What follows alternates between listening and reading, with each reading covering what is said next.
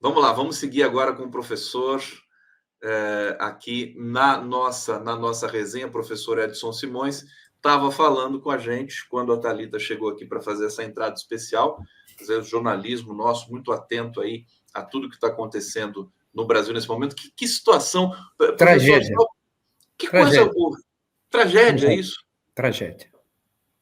Como é que você vê essa situação? O repatriado sai de uma zona de terrível, de massacre, vem para um país que é pacífico, né? Mas começa a ser perseguido por fanáticos. O problema é que o Brasil também está com esse.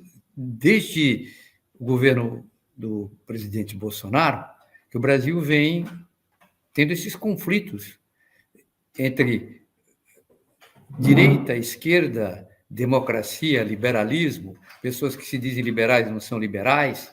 Então, isso acabou criando, dentro do país, uma tendência ao ódio. Aquela visão do brasileiro cordial colocado pelo Sérgio Buarque de Holanda, que já tinha sido questionado diversas vezes, porque a história brasileira não foi assim, teve muito sangue, parece-me que voltou de forma bastante acentuada. E a eleição do ano passado mostrou isso. Não é? O Lula ganhou com pouca diferença. Tivemos aqui um problema no sinal do professor Edson Simões. Vamos aguardar, ver o que vai acontecer aqui. Vamos aguardar um pouquinho. Professor, diretamente de Lisboa, falando com a gente sobre essa situação dramática, né, gente? Você imagina brasileiros que estão ali há um mês tentando sair de uma zona conflagrada, né, de conflito, com mortes de crianças, mais de 5 mil crianças, chega no Brasil e é recebido com imenso carinho pelo governo brasileiro, e aí tem que vir essas pessoas, esses bolsonaristas, né? E são todos bolsonaristas, para estragar esse momento em que o Brasil se destaca no mundo todo por ser um país acolhedor, por ser um país que respeita os direitos humanos, né? Pelo menos no governo, porque a gente sabe que a situação de direitos humanos no Brasil também não é fácil. Professor Edson está voltando aqui pelo celular. Professor, caiu o sinal aí do computador? Caiu o sinal. Houve um problema aqui da bateria e tivemos que ligar novamente e não estava pegando. Mas está perfeito aqui, o celular está perfeito. Então, tá perfeito? pode seguir no seu comentário. Então, Aí você estava falando que o Brasil ficou dividido. O Bolsonaro teve 47, 48, o Lula 50 e pouco. Só que, durante os 4 anos anteriores, houve discurso do ódio de todo lado, rapaz. E isso, agora, com a crise internacional e a chegada dessa área polêmica, que não é de hoje, do Oriente Médio, resolveram vestir a camisa de um lado contra os palestinos. Então, essa é uma questão muito séria, que eu gostaria de retomar daqui a pouco, depois que eu completasse a questão de Portugal, do governo. De Portugal, por favor, pode completar. Então, eu estava dizendo para você que o jornalista Paulo Pedroso classificou vários casos de falhas no encaminhamento do MP. Eu estava falando para você que houve do ator Herman José, houve dos jornalistas que foram acusados de reportagens indevidas do jornal 24 Horas, mas os tribunais não acataram. Houve um caso do Miguel Macedo, que demitiu-se da administração interna. Houve o caso de Manuel Palos, do processo dos tanques do ex-ministro da Defesa, Azeredo Lopes. Houve vários e vários casos que aconteceram, inclusive no caso do Sócrates, havia 31 processos e foram cortados 25, anulados. E aí nós temos um questionamento que começou a ocorrer aqui sobre o papel das instituições e da instituição do Ministério Público. O jornalista citado diz o seguinte no artigo dele, um artigo muito bem feito: a pergunta que deixo é esta: não podendo nem devendo a política meter-se no trabalho da justiça. Que penalizações a própria justiça aplicou aos responsáveis por erros, omissões, incompetências, demoras, desleixos, teimosias e atropelos ao bom senso, que, como é evidente, sempre que um caso é mediático, sistematicamente os investigadores judiciais cometem. Fizeram sobre isso, por exemplo, o Conselho Superior do Ministério Público ou o Conselho Superior da Magistratura. Ele acaba o artigo dele dessa maneira. E várias outras manifestações sobre o assunto. A Associação 25 de Abril, que é em homenagem à Revolução de 25 de Abril, o Vasco Lourenço, que foi um capitão ativo durante o processo, ele escreveu um artigo que ele diz o seguinte: porque a situação que atravessamos constitui, em minha opinião, o pior ataque que o 25 de abril e os seus valores sofrem desde a entrada em vigor da Constituição da República. Venho ao vosso contato tentando meditar um pouco sobre o golpe de Estado que considero estar a realizar-se. Tenho noção de que a minha teoria é muito controversa e que é difícil suportar algumas das certezas que tenho, mas acreditando que, mais uma vez, como tem acontecido normalmente ao longo desses últimos 50 anos, a minha teoria da conspiração se revela acertada. Deixa algumas questões que gostava de ver esclarecidas. Em primeiro lugar, gostaria de evocar a guerra judicial, que é um novo conceito, a utilização da lei para atingir objetivos políticos e militares, desde que foi definido pelo general americano Charles Dunlap. Professor, deixa só... golpes de Estado e pronunciamentos militares. Te interromper um segundo, porque você está segurando, não sei se é você que está segurando o celular com a mão, e você está ficando quase no fim da imagem, não dá para te ver direito. Você não consegue fixar esse celular?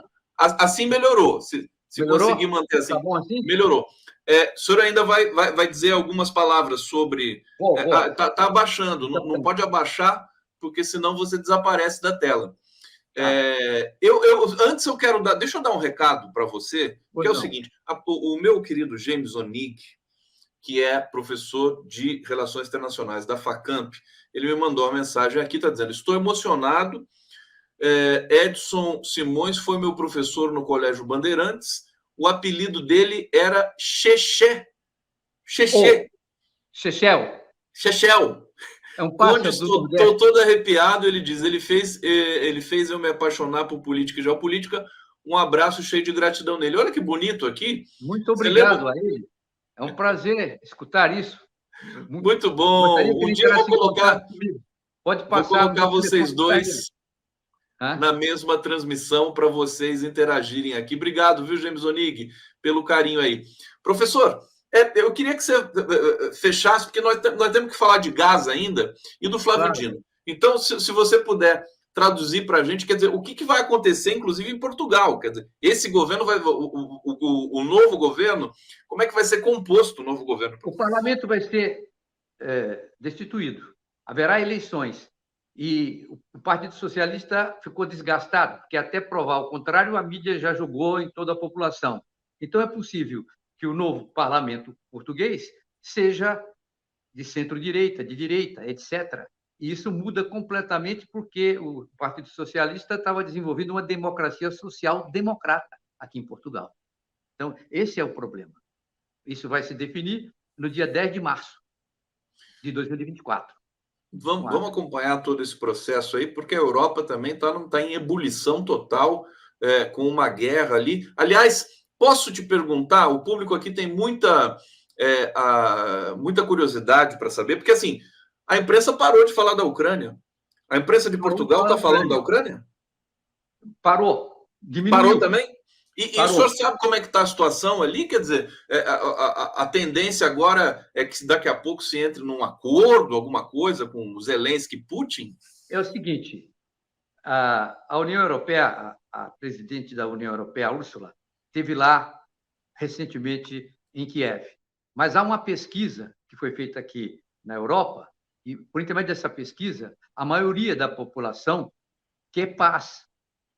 Acha que mesmo que a Ucrânia perca territórios, é melhor do que o problema que vem sendo enfrentado pelos países europeus, de falta de energia, de gás, etc., que já sofreram o ano passado. E agora o inverno vai começar a partir de dezembro.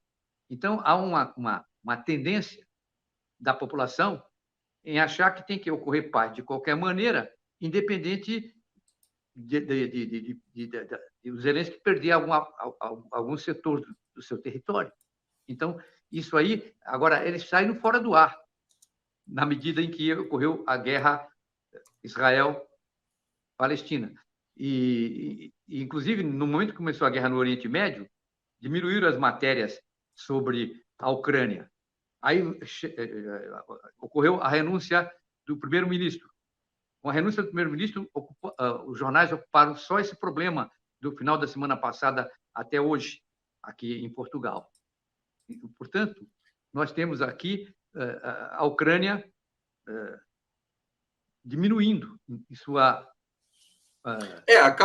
acabou aquela excessiva atenção ao Zelensky que está... Inclusive, os analistas aqui dizem que ele já deu o golpe, porque teria eleições na Ucrânia em 2024 e parece que ele vai pular essas eleições.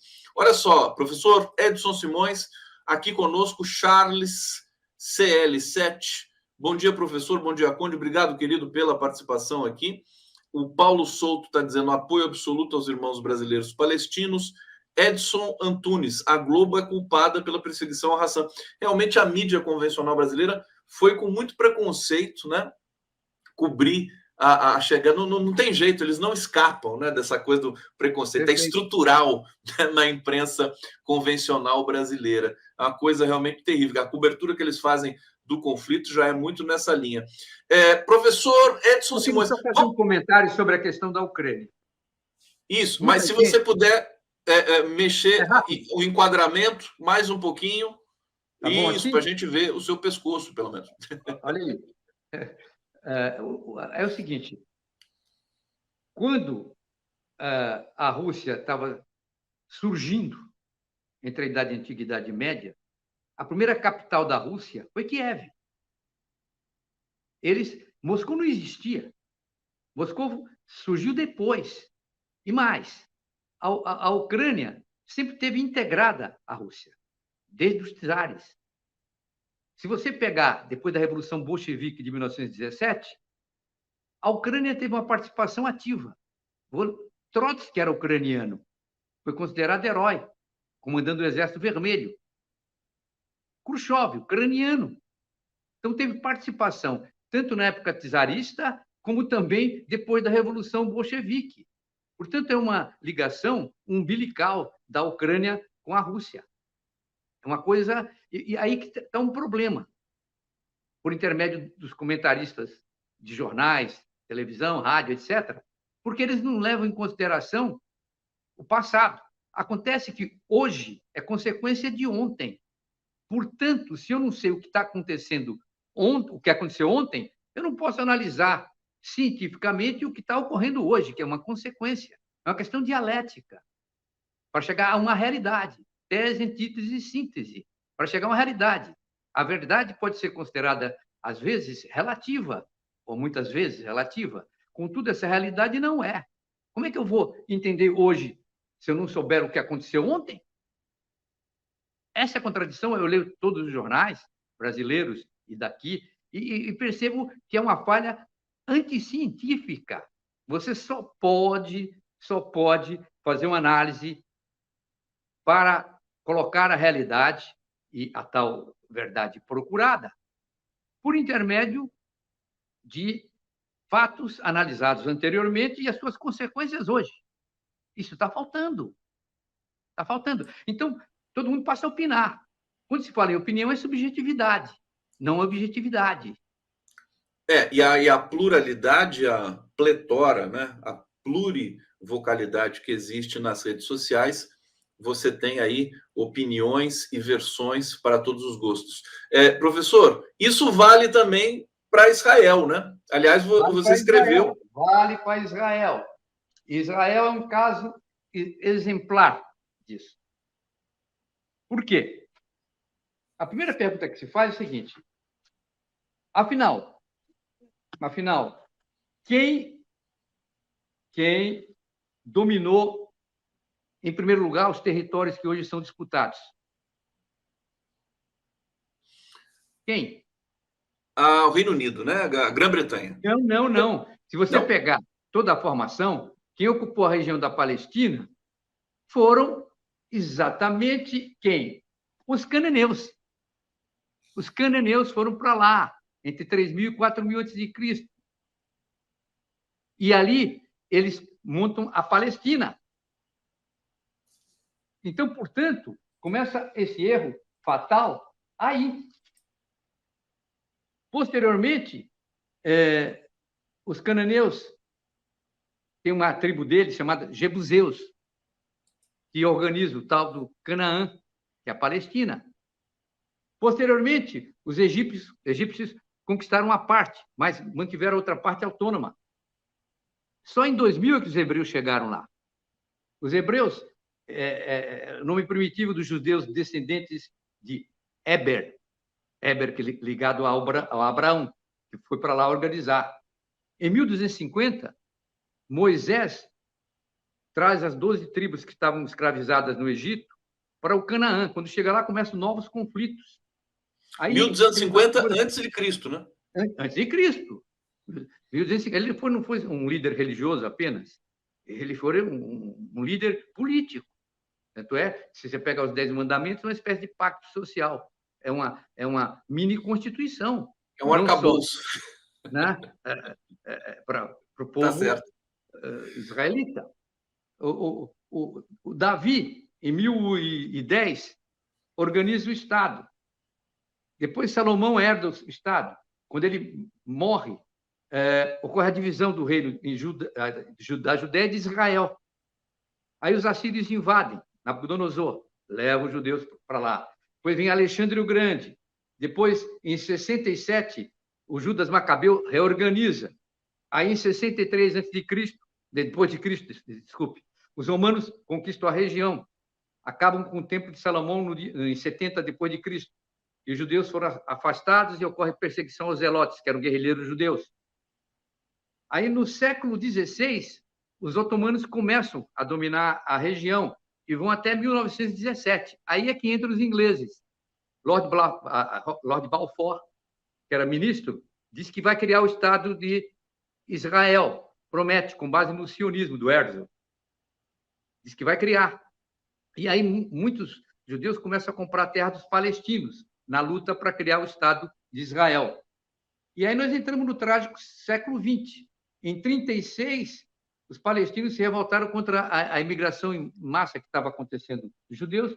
Em 48, a divisão vai se consolidar por intermédio da ONU, Israel. Em 49, Israel já tinha um território maior do que o previsto, porque em 48 haveria a criação de 2 estados, o Estado de Israel e o Estado palestino, com a participação da ONU. Em 56, o Nasser nacionaliza o Canal de Suez e pretende fazer uma organização com apoio dos árabes da Palestina, mas houve revolta para os palestinos. E aí é que surge pela primeira vez a Organização de Libertação da Palestina, durante o governo do Nasser. Bom, em 67, temos a Guerra dos 7 Dias. Israel sai vitorioso, completamente vitorioso, contra o Egito. Mas é nesse momento que a OLP passou a ter apoio da comunidade árabe. Em 73, vamos ter mais uma guerra do Yom Kippur. Os árabes reagiram para tentar reconquistar as áreas, e está inclusos os palestinos. E os americanos passaram a apoiar Israel e a OPEP fez o boicote do petróleo. Né? Só que em 74, o Arafat, que tinha organizado a Organização de Libertação da Palestina, passou a usar a diplomacia. E em 78, nós vamos ter já a ONU admitindo o Estado da Palestina. E aí ocorreu confrontos e a ONU considerou racismo o sionismo, porque é necessário dizer o seguinte, que não é todo o povo judeu. O Estado de Israel é legítimo, criado em 48, assim como o Estado da Palestina. É necessário que ocorra autonomia para o Estado da Palestina e independência. Só que isso não tem ocorrido. E a ONU tem sido desrespeitada por intermédio Aliás, se você me permite, eu queria te perguntar uma questão. O senhor, como operador do direito, um especialista, um professor, um autor, como é que você vê o Estado de Israel desrespeitando toda e qualquer recomendação, resolução da ONU ou de quaisquer outros organismos internacionais, lembrando que Israel acabou de ser denunciado no Tribunal Penal Internacional por um conjunto aí de forças, né, de entidades no mundo todo, inclusive brasileiros, advogados, juristas, países, né, como um país que está cometendo genocídio em Gaza nesse momento. Quer dizer, muita gente que tá aqui, que convive no coletivo, se pergunta por que Israel não respeita nada nesse mundo? Olha, vou situar como é que, dentro desse quadro, é que surgiu o Hamas, em 1982. Mas ocorreram anteriormente, durante a criação do Estado de Israel, ocorreram conflitos em que houve mortes cruéis de palestinos em aldeias, naquele momento. Portanto, o Hamas é produto de toda essa instabilidade entre Israel e a área que seria o Estado palestino. Você tem uma ideia? A carta do Hamas, foi feita em 88, ela sugere varrer Israel das terras da Palestina, porque eles acham que houve uma violência e uma conquista de espaço que não pertencia a Israel, e a união dos muçulmanos. E o combate ao sionismo, principalmente, ao sionismo. E em 88, 54 países reconheceram a Palestina. Só que depois da eleição do Netanyahu, Benjamin, em 96, a coisa começou a radicalizar, porque ele passou a invadir Gaza de forma mais dura, Cisjordânia também, e nós entramos no século XXI com um início trágico, que aconteceu exatamente quando o Hamas invadiu Israel e ocorreram aqueles sequestros. Então, automaticamente, toda a civilização ocidental, que não é hipócrita, condena tanto o terrorismo, seja de onde vier, como também não é correto que se bombardeie toda uma população que tinha um Estado que tinha que ser independente, porque isso também é crime. É crime de terrorismo, é crime de genocídio. Os dois. Bom, mas acontece o seguinte, que houve uma provocação disso. Tanto é que o secretário das Nações Unidas, Guterres, se manifestou fazendo uma pergunta. Por que isso? Porque havia causas que levavam a isso. Ou seja, conquista de terras, não deram autonomia para a Palestina, fizeram até muro, como havia anteriormente o tal muro de Berlim, e controle completo da população, água, energia, medicamentos. Quer dizer, o Estado não foi, o palestino não foi respeitado.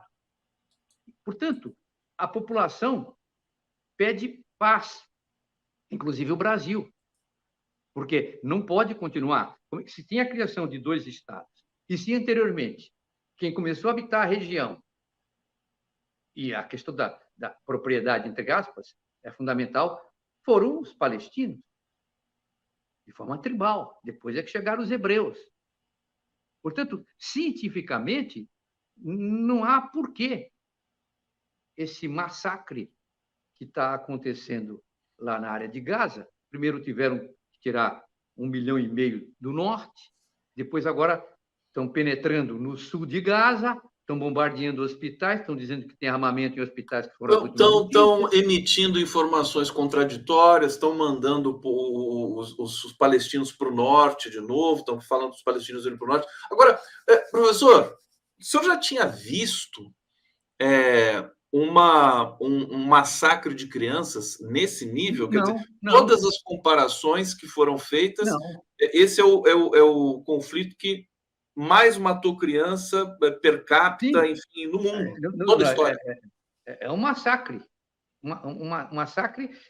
Olha, isso talvez tenha acontecido não da mesma magnitude durante as guerras mundiais, mas não dessa maneira, em pleno século XXI.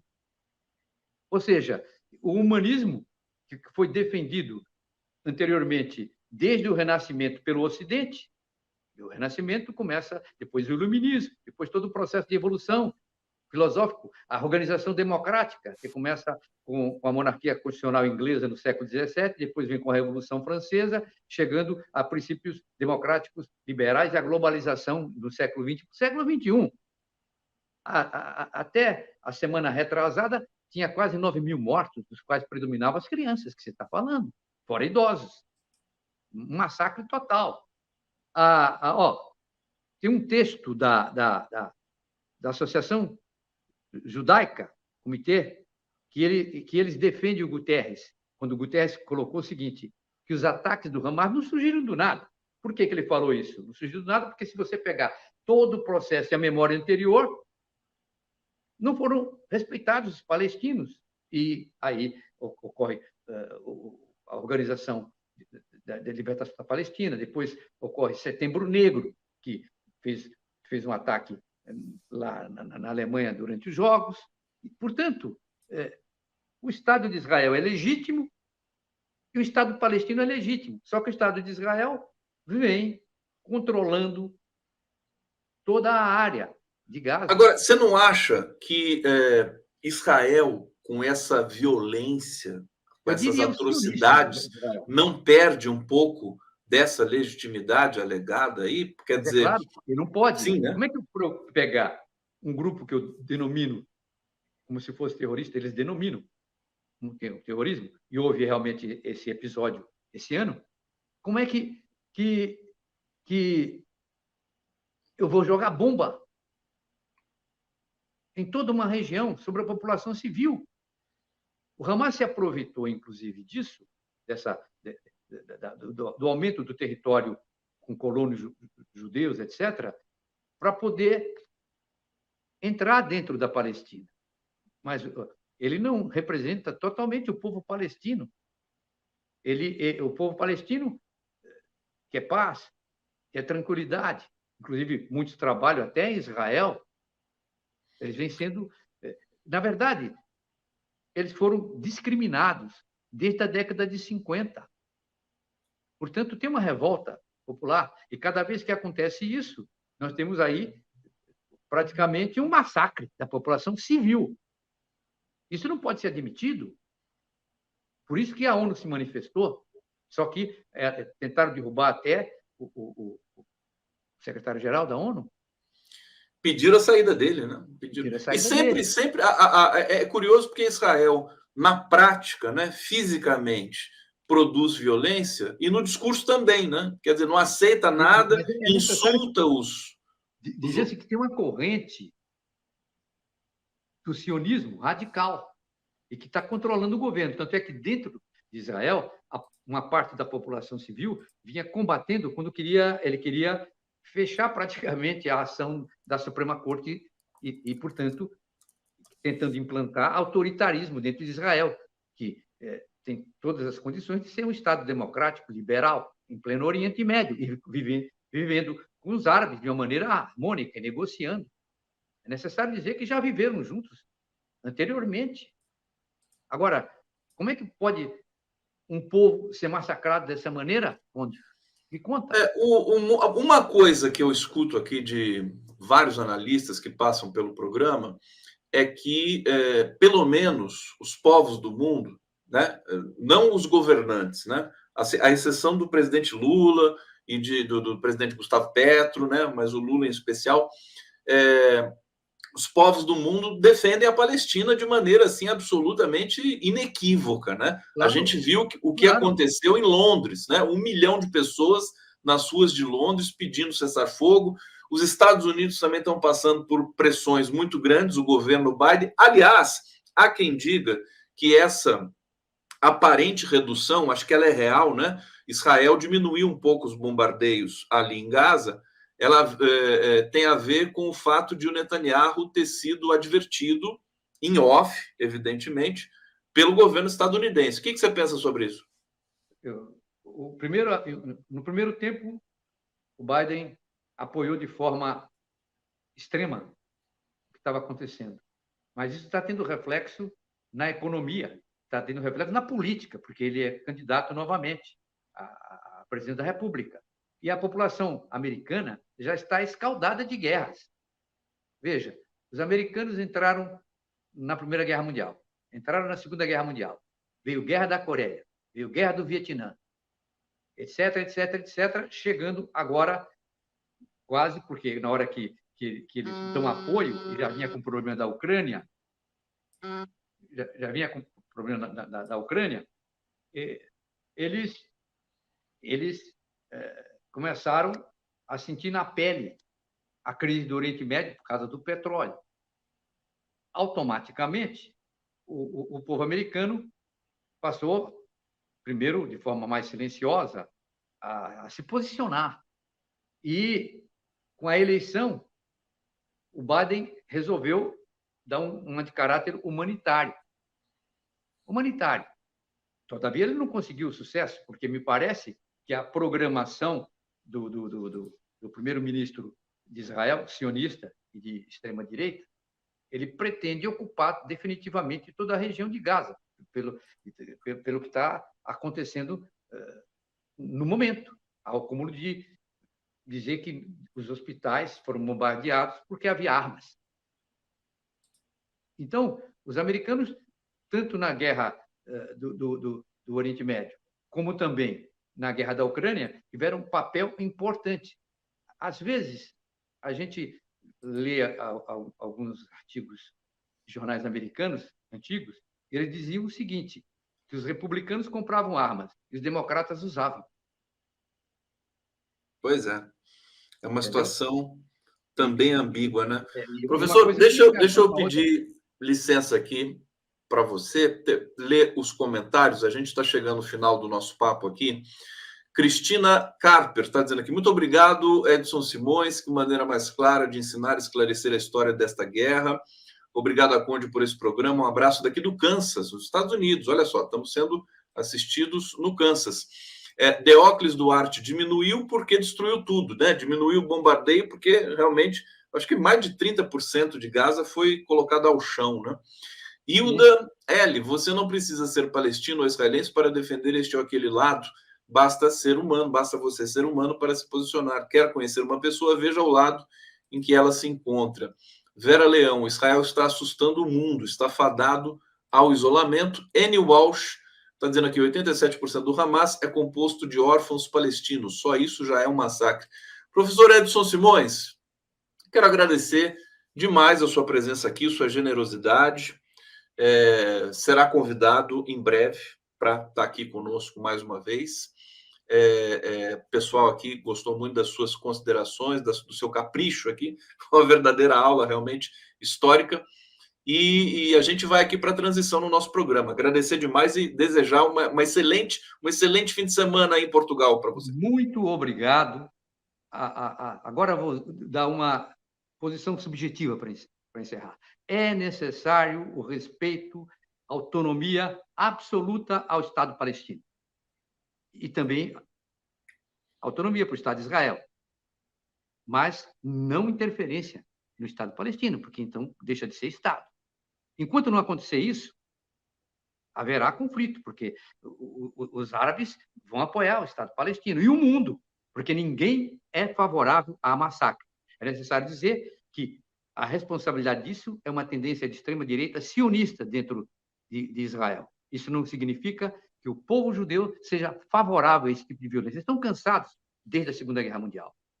Paz lá, paz na Europa, Esse é o nosso objetivo, para que a humanidade tenha uma qualidade de vida decente.